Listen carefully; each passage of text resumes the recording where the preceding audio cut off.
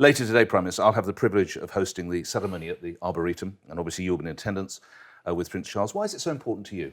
This is massively important to me and I think to the country, because we need to remember that our police officers, men and women, are people who run towards danger, who put their lives at risk to keep us safe. And that point cannot be repeated often enough. You know that obviously at the Peel Centre in Hendon, the Met have a memorial. There's another memorial in London, but so far there's been no proper national memorial for police officers at the National Arboretum, in the way that there are commemorations for so many other services, particularly the armed services. And I think it's the right thing to do. And so that's why I'm there tomorrow. And it's been planned for years, but it's happening on your watch. How important is that? What does that mean to you? The police matter hugely to me, but also to our society. I think that they are indispensable as part of a society that can be fair and just and equal. Fighting crime, is something that is, for me, basic, number one job, hygiene of government. We've got to make sure that our streets are safe and getting safer. And that depends on having supporting our police, loving them, showing that we're looking after them. Yesterday you launched your Beating Crime Plan, where you laid out some of your ideas, obviously with the Home Secretary. I have to put it to you, that was just days after the Police Federation of England and Wales had a vote of no confidence in your Home Secretary. Is she the woman to carry out the job? Yes, I've got absolutely every confidence in the Home Secretary. But why I don't understand, police officers, Prime Minister? Look, Nick, I understand why people in public services across the country right now want to pay to go up, and everybody feels that, everybody gets that. I think the difficulty that we've been going through is a massive financial expenditure caused by the pandemic, looking after jobs and families for 18 months now, £407 billion and rising that we've spent on that.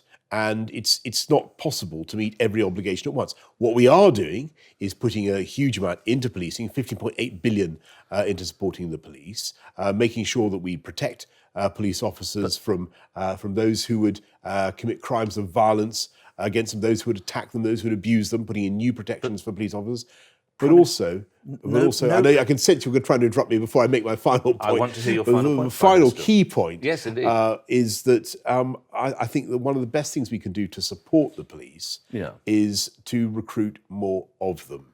And I'm a strong believer in numbers. I'm a strong believer in officers feeling that they're not alone. So we're halfway towards our 20,000 target that I said on the steps of Downing Street just 2 years ago. If you like numbers, you'll know that any police officer who's earning above £24,000 per annum gets no pay rise. Anything below that gets £250 per year. That's about 60-something pence a day. It's the cost of a Mars bar.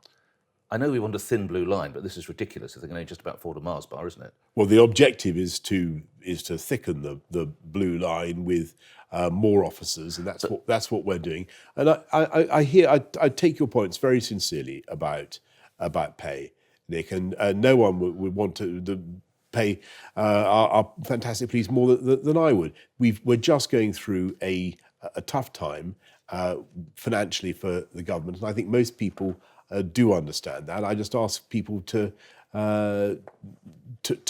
recognise that, but also that the government is doing what it can to expand police numbers as fast as we can, also to give them things that they need, more body-worn cameras, greater ability to use tasers, more powers, for instance, over stop and search, and as I say, protections against unreasonable behaviour by members of the public, assaults that all too often they face. Taking you back to your speech, and you reminded everyone yesterday, my government has remained unstinting in its effort to protect the British public. You'll be aware that more than 2 million people have been victims of antisocial crime over the last, that's the highest number in 7 years. And in London, 22 teenagers have died already this year. That's taking us back to some of the worst figures. Just before, by the way, you became mayor of London. Can you bring something that you were as mayor?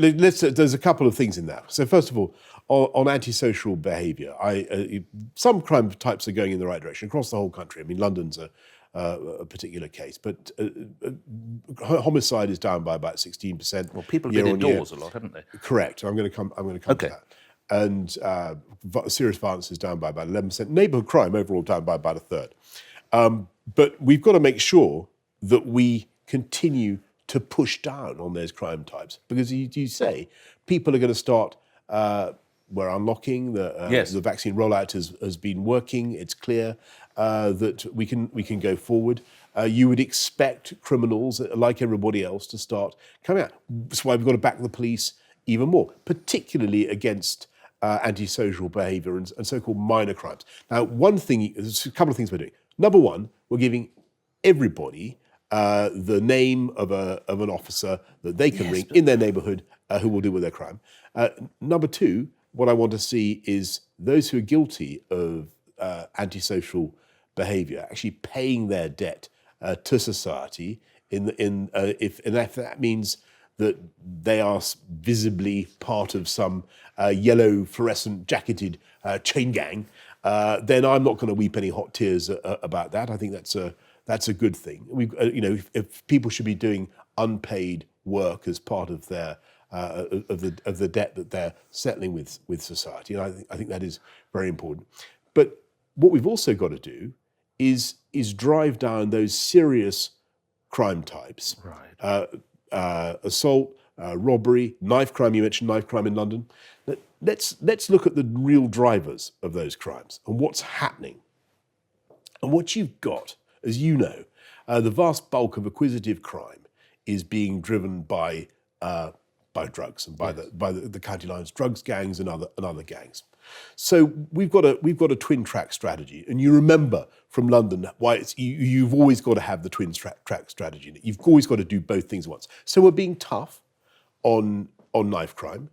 We're making sure that we give police powers to stop and search.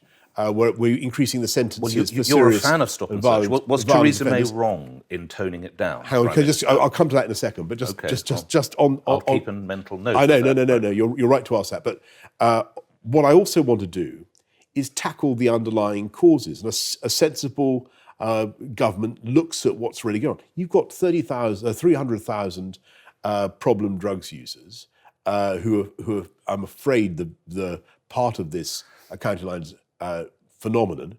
You need to be dealing with their problem, and so you need to be putting money into rehab, into their mental health, into helping them away from the disaster that they're making of their lives. So you've got to come down like thunder. So come down like a ton of bricks. Doing this issue. Hang on, wait, come. Well, Dame Cressida Dick is not doing it. Wait. I'm having to wait for a lot of things. I know. I'll come to both Theresa May. So much. I know, but it's not. Your mind is very capacious, Nick.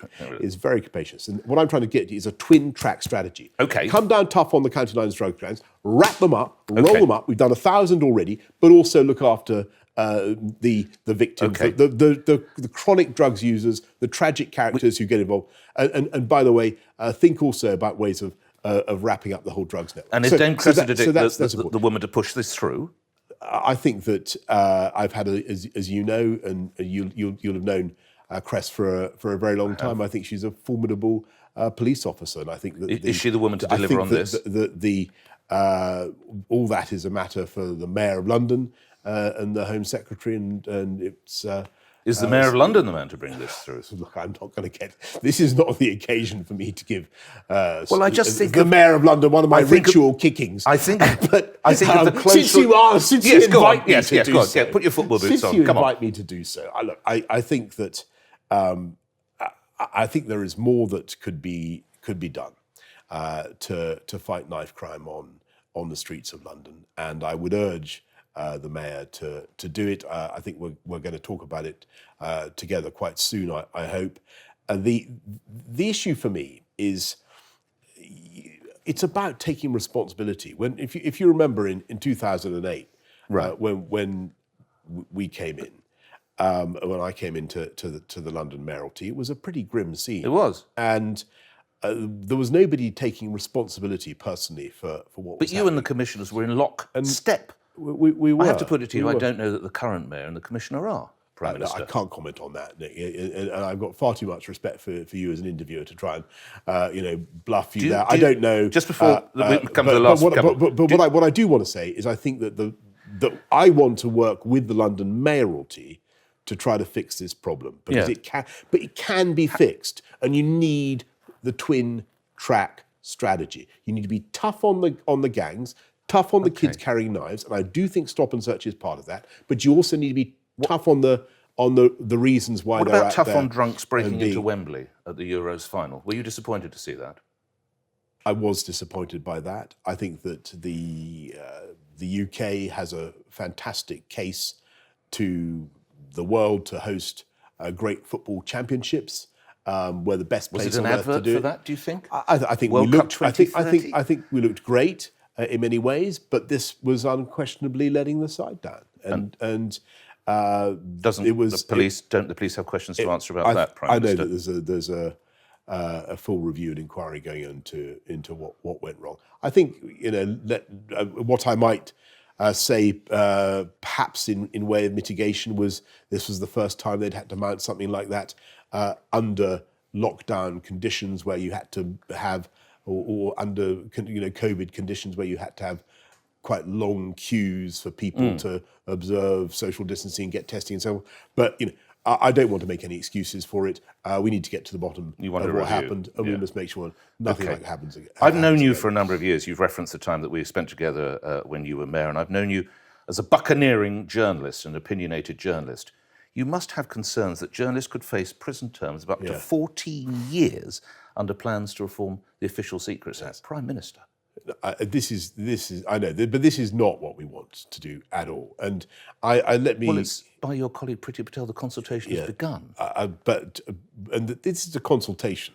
And let me so make we don't it need to worry about it. Yes, we don't. I don't want to have a world in which people are prosecuted for doing what they think is their public duty, and in the public interest. And in the public interest, because I think you know as well as I do as a journalist. Not of your level. No. You even wrote in the Sunday Express that was my one. Why are you stealing that as well? I wouldn't dream of it. But you know as well as I do that a lot of the best and most important stories, whether they're Watergate or thalidomide or whatever, come from tainted sources. Let me put it like that. Or come from a source that has no business in putting that out into the public domain. And doesn't the public interest outweigh just about anything? Yes. And so my argument is that that's the important thing to focus on. And put another way, one man's treacherous betrayer of confidences and irresponsible leaker is another man's whistleblower. Right. And so, how does that affect the Official Secrets Act? And so what we want to do is make sure that we don't do anything to interrupt the operation of good journalism and bringing new and important facts why the review into the public domain. Why is the review necessary then, Prime Minister? We're conducting a general review of the Official Secrets Act, but we certainly do not wish to see the anything to interrupt. Well, why don't you just rip it up now?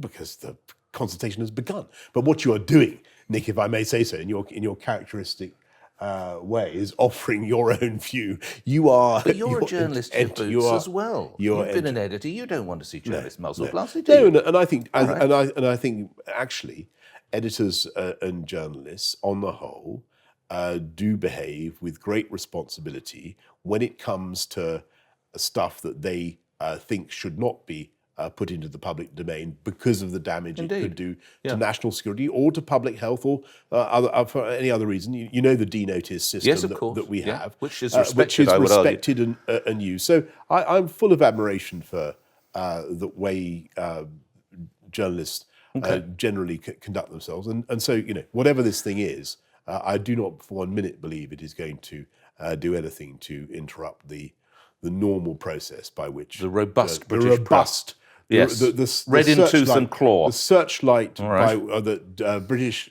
press will continue to shine on every crevice of There's a thought. British government. I think we saw some crevices with one of your colleagues, but we'll move on from that. You mentioned the lockdown. Professor Ferguson has said today, soon we can look back on lockdown in October.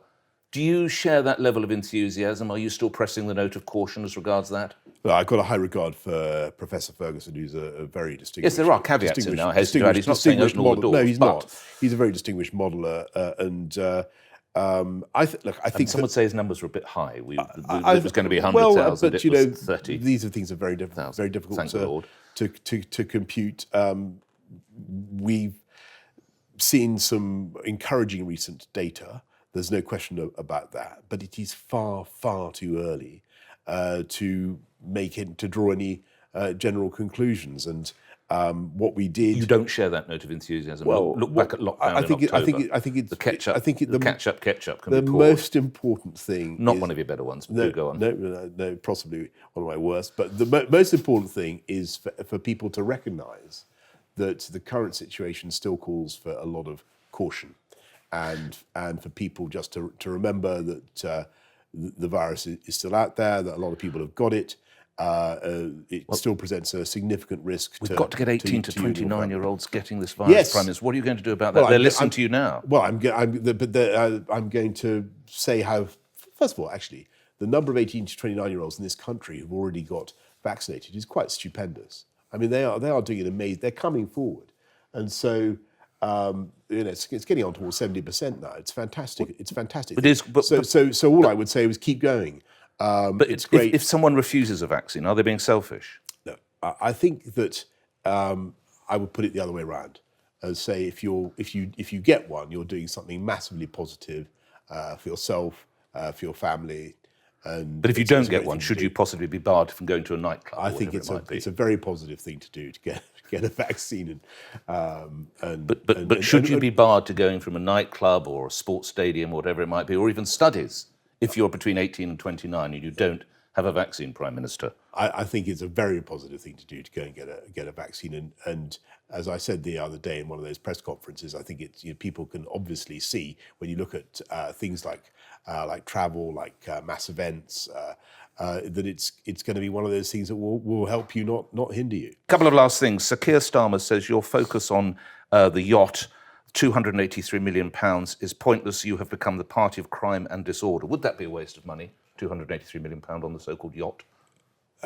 I think that what you want to do is compare two approaches. And when you look at Labour, you see a party that voted consistently on a three-line whip against tougher sentences for serious sexual and violent offenders. A party, the Labour Party, the Labour opposition, that has consistently taken the side of I'm afraid, left-wing criminal justice lawyers against, I believe, the interests of the public, of driving crime down. And on the national flagship, as I prefer to call it, it is a project that will not only help to revive the shipbuilding industry in this country, drive immediate jobs and growth for young people, immediate job opportunities for young people in a sector in which this country used to lead the world. But when you consider the opportunity for the UK as we compete now for inward investment in the UK, we need a forum, a place where the best of British business and industry can come together to showcase what we have to offer. And you know what I mean by MIPIM, yes. the World Trade Fairs, yep. the expos. We need somewhere where the UK can show itself off to the world and attract investment. And that will drive jobs and growth in the UK, not just in shipbuilding, but across every sector of the UK. Jobs are coming back, aren't they? Jobs are coming back. And you'll have seen the data from the IMF today. It's clear that, if we're sensible and we continue to take a cautious approach, that we can see a very, very strong You're still being cautious about this lockdown, though. I want to be. I do, because. But August the 16th is nailed on, Prime Minister. August the 16th is nailed on. There's never been any question of a review date for August the 16th, we'll go ahead with the move from. So what is it that worries you? Cases?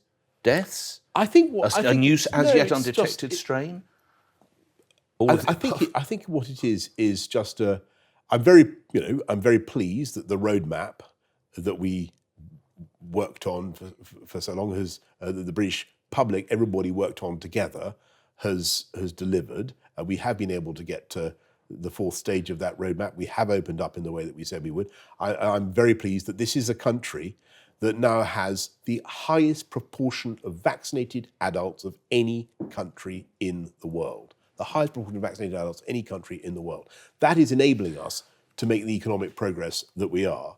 And so you're seeing the job numbers increasing, and I think that the rest of this year, I hope that there will still be bumps on the road. There will still be bumps on the road, but I think you'll see a story of steady economic recovery and perhaps quite fast economic recovery as well. Last question. How did you react when it was alleged by your former close aide, Dominic Cummings, that your wife, quotes, pulls the strings? I don't wish to comment on any of the sayings of any of my former advisors, who are now many. And the number could always grow. The number I have. There are many, as you know. Number 10 Downing Street. I looked at it the other day. Just in the last year, I think we've had about 220 people arrive in Number 10. I don't know how many have left. Quite a few.